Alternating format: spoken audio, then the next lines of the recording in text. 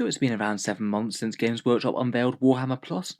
Some people joined it, lots of people didn't, but today we've got a small look at some inner thoughts of Games Workshop, and some of the reasons why it might not be quite as popular as they'd like.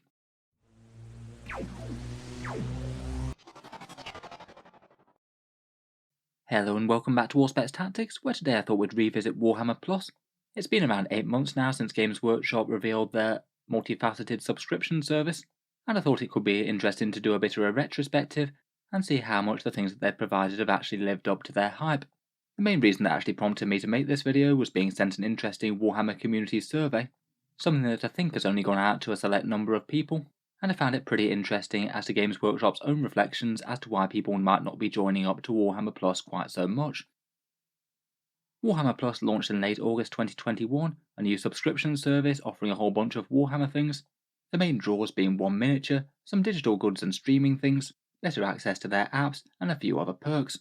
It was certainly maximally controversial on YouTube when it launched, as it came at the same time as they cracked down a bit with their IP enforcement and absorbed a whole load of content creators into their project, with what sounded like a carrot and stick type approach. Firstly, we'd like to hire you, but if you choose not to come and join up, we would like to gently remind you that all of your stuff was made using our IP, and we could take it down if we wanted to. Certainly didn't make Warhammer Plus popular on YouTube at all. A lot of cool animators with future projects that were coming would now have their things locked behind a paywall, as indeed has happened with these new Exodite animations with the Tau. Just in general, subscription services aren't generally seen as massively popular with people either. Having a regular dependable stream of income I'm sure is great for the companies, but for average hobbyists or people in general, they're just going to stack up a bit when you pile them on top of things like, say, Amazon Prime, Netflix, maybe Disney Plus, and all the other bills that you pay for each month. The price at launch and still currently is either £4.99 or $5.99 per month, with a slight discount if you buy yearly. For that cost, what you get is really quite a mixed package, any individual thing maybe being fairly low value on its own, but if people are going to be enjoying multiple facets of the hobby, then at least in context of Games Workshop's other products, it's fairly reasonable value for them, I think. Of course, the flagship things in Warhammer Plus are their animations, perhaps the main selling point, particularly with their IP protocols scaring off really quite a lot of content creators on YouTube.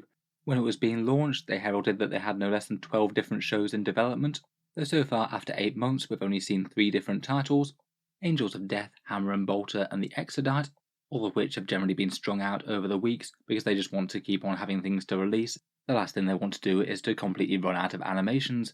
I wouldn't be surprised if a fair few other projects are finished, and they're just waiting for their time to come out in the schedule. I found it quite fun that both Angels of Death and Hammer and Bolter both have IMDb ratings. Admittedly not a huge amount of rating, as seeing as they're on a pretty niche streaming platform, but both of them do really quite well as it goes. Angels of Death scores 7.6 overall, and Hammer and Bolter 7.0. It seems that as a recent release, the Exodite hasn't acquired enough ratings yet. Both Angels of Death and Hammer and Bolter are 10-part series. The Angels of Death ones I think are a little bit longer on the whole. A gritty cinematic one with Blood Angels vs Gene Stealers, and Hammer and Bolter being small self-contained stories, each one in relatively simple cartoony style animations, which I think perhaps works better for certain stories than others. They have been criticised a fair bit for not being a little bit static and PowerPointy. I can't say I can throw any stones at that from this channel though. Finally, there's the Exodite, independently produced as a short 3-parter, the animation being quite a level above the other two in my opinion. A short story following a Tau stealth team combating the Imperium and then Eldar. Perhaps the main criticism I've seen is that their release rate is really quite slow. You generally don't get more than one animation per week, and often none at all. I'd say if the main thing that drives you to watch Warhammer Plus is the animations, then probably the most sensible thing to do is just sign up after they've released a year's worth of them, pay £5 for a month, and you can fairly comfortably watch virtually the entire stack of animations over the course of a week. I guess that kind of approach would have more and more value the more stuff that they wind up adding to it. At the moment though, the sum total of the animation content is just a little bit light still. Of course, Warhammer Plus is a multifaceted beast. You get access to the 40k and Age of Sigmar apps, which they used to charge a few pounds for a month. In theory, if you were paying for those already, then that does actually make up a fair chunk of the subscription service. The 40k app seems useful for some things. It's pretty quick for searching and checking stat lines, points, and quick references for rules, though there are plenty of bugs in it. The Battleforge hasn't replaced Battlescribe as it's not quite as reliable enough, and if you do want the full rules for a faction, you still need to buy a physical codex, and then scan in the code. Otherwise, on the TV streaming platform they've got a fair bit of other content, their Lore Masters lore show, the official Warhammer version of live action battle reports, and their painting channel. I can't say that I've watched these myself, but from what I've heard anecdotally, they sound like they're pretty much on par with the things that you can get on YouTube. Kind of cool to see the official Games Workshop way of doing those, but there just doesn't really seem to be anything that's actually superior to what you can get out there for free on YouTube. After all, current content creators have had years and years to get good at what they do, and there's a whole load of big names in the battle report, painting, and lore spaces. These things just really aren't a selling point for me in any way, shape, or form. Next up, there's the free miniature, either the Vindicare Assassin or a Rook Megaboss, which is far less popular.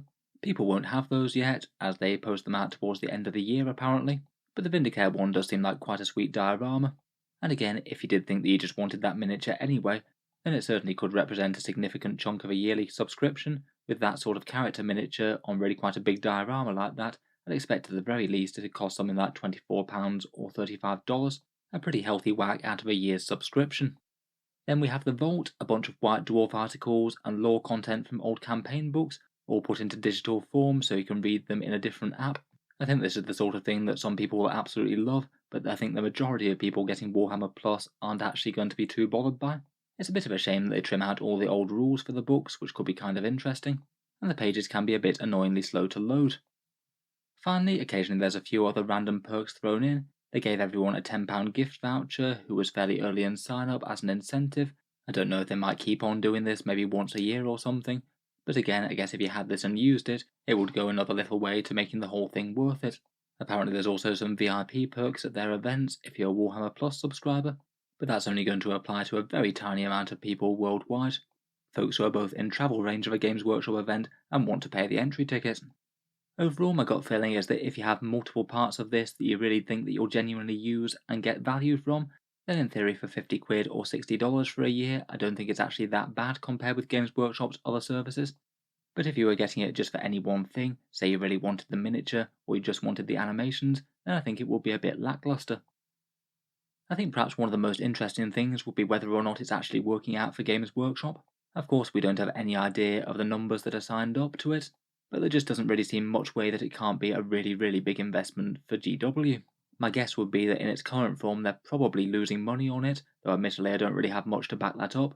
I just can't imagine that employing animators and studios and all the teams behind them is cheap, never mind the additional costs of running the digital circuit itself, the teams maintaining the apps, never mind handing out a whole bunch of £10 gift vouchers, and of course giving everyone a newly designed model and also posting it to them. I'd guess that at this point they're probably aiming it to be a loss leader sort of stage to draw people in and then become viable. It's just interesting to see whether or not it will be sustained, as Warhammer fans are pretty numerous, but they need to sign up in very large numbers to make this work, I think. Again, purely speculative numbers, but say 100,000 people were signed up, theoretically that'd be $7.2 million per year. Though then you'd have to pay VAT and any transaction fees for processing the money, so it'd be significantly less than that. They'd have to manufacture, ship, and post 100,000 Vindicare Assassins, plus they've given out a lot of money in free stuff, and I suspect that those animation studios are the primary cost. I'd genuinely be interested to hear your thoughts on whether or not you think that Games Workshop is currently making money on Warhammer Plus or not. Just for a rough poll of people on my channel, typically going to be people who are actually interested enough to be engaging with the game of 40k. The proportions of people who are currently signed up just really isn't big at all. This poll has it at less than a sixth of Warhammer fans signing up to it, a few more people potentially interested in the future but not currently signed up, and a fairly small amount who initially signed up but then cancelled their membership. Certainly looks like people who actually have the service are in the minority, but actually I'm kind of surprised that there aren't more people who have signed up then cancelled. It does seem that the majority of people who signed up initially have continued. I suppose you'd still have it if you bought a yearly membership, and I guess if you come this far in, you're probably worth waiting around to get that miniature. Finally, and actually the thing that prompted me to revisit the subject of Warhammer Plus, were these rather interesting questions on an area localised survey that Games Workshop sent out, which did seem to be a general marketing survey, but there were a fair few very specific questions that really zeroed in with some of the issues of Warhammer Plus. A massive thank you to the Patreon who sent me the link to this. It was really interesting to have a read over. The single question I found the most interesting was this one: which are the main factors that are preventing you from signing up to Warhammer Plus? And a fair few of the responses are actually kind of candid coming from Games Workshop. In particular, there's an option saying, I don't like the way that Warhammer has dealt with fan content and creators. Obviously on YouTube it is talked about really quite a lot, but I suspect it doesn't have anywhere near as much permanence in people's minds if they don't regularly watch Warhammer things on YouTube. However, with Games Workshop sales figures declining a bit over the past few months, it has been at least mentioned on a fair few genuine news articles as a possible reason for their decline. So whatever the actual raw numbers on people choosing to buy less Games Workshop's products, it certainly made enough noise that other people have reported on it, so it's at least a perceived issue for Games Workshop at the very least. It'll be really quite interesting to see the split on this, but I don't think it's likely Games Workshop's going to show us their market research. The other major reasons that they listed are apathy and not really being into the Warhammer hobby enough, obviously the expense of it, whether or not their price point is right, both the amount of the content and the actual quality of it, both of which I guess are two separate issues. I guess with the same resources, you could either invest in shows that are just really high budget, high content, but have less of them, or have more moderate quality things, but lots more of them. And I thought it was quite funny as well that they also mentioned previous Warhammer apps as one reason why you might be put off. I guess they themselves know that they don't have an amazing track record with that kind of thing. In a bit of a mirror image of the same question, they've got a list of things that ask what would actually make you want to join Warhammer Plus if they did better at it. And again, interestingly lurking amidst the range of options, they have one that says more permissive policies on how fans can create and share their own content. Kind of an interesting one that. It's definitely a problem that a few people have with Warhammer Plus, but I'm not sure that just necessarily saying that you can have more fan animations is necessarily going to actually translate into those people actually suddenly signing up for the service. Again, they kind of talk about the debate of more content versus better content, which would you like to see more of, potential access to other Games Workshop apps. I think that's certainly one thing that would actually draw in a lot of people if they included more core things in the same service, maybe things like White Dwarfs going digital right from release, or potentially just bundling in a rolling rules subscription where you got access to the full rules for Warhammer 40k, without having to buy expensive hard copy codexes. They've got more miniatures as well, which also seems like a no-brainer to draw more people in. Though again, I'm not sure I'd really want to pay more for their random selection of miniatures. It's not like you get a massive variety to choose from, you just basically get what you're given. And then in an option that I suspect that most people are not going to pick, they say more marketing and promotional materials. I don't think many fans would usually answer, yes, please advertise that as more. The reason that we haven't signed up is that you haven't advertised. So it seems like maybe a bit of a strange question to include in the survey to me. Otherwise, a couple of other background questions that I found interesting were what other streaming services do you have? Again, it's a bit jarring to see things like Warhammer Plus compared with all of these ones, things like Netflix, Amazon Prime, and all manner of other ones such as YouTube or Now TV. Perhaps just the sheer variety of the amount on offer here kind of shows how saturated the streaming space already is. It is also kind of funny just comparing Warhammer Plus's content to the amount of stuff on, say, Netflix, just with the crazy disparity of the amount of stuff on their platforms. Finally as well, they also had a question that asked what other miniature games do you play? And it was interesting to see some of the main things that they consider their competitors, things like Battletech, War Machine and Infinity, and also some of their own out-of-production games like Epic 40k, Gorka Morka or Battlefleet Gothic, perhaps just keeping an eye on how many people play those specialist games, just in case they might ever want to relaunch one of them. Kind of interesting that they also included Ninth Age on here as well. That one was basically the alternative Warhammer Fantasy that they created back when they turned the game into Age of Sigmar back in 2015.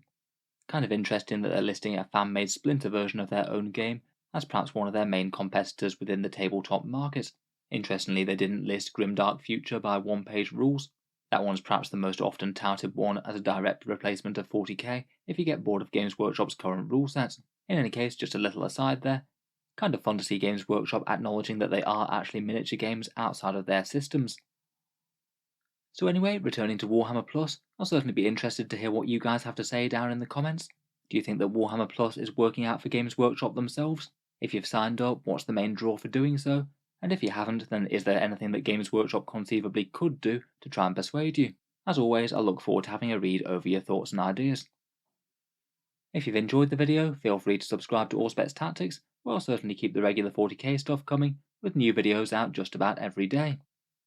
Finally, if you have been enjoying all the videos on the channel, I would just like to mention that Auspex Tactics does have a Patreon page, which is how I can afford to make quite so many videos quite so regularly. Channel patrons do get a fair few benefits, seeing certain videos early each week, regular votes to see what sort of things come next on the channel, and automatic entry into the regular prize giveaways with a chance to win some really big model kits each month. If any of that sounds good to you or you'd just like to help support, then the link is down in the video description. In any case, a massive thank you for listening, and I'll hope to see you guys next time.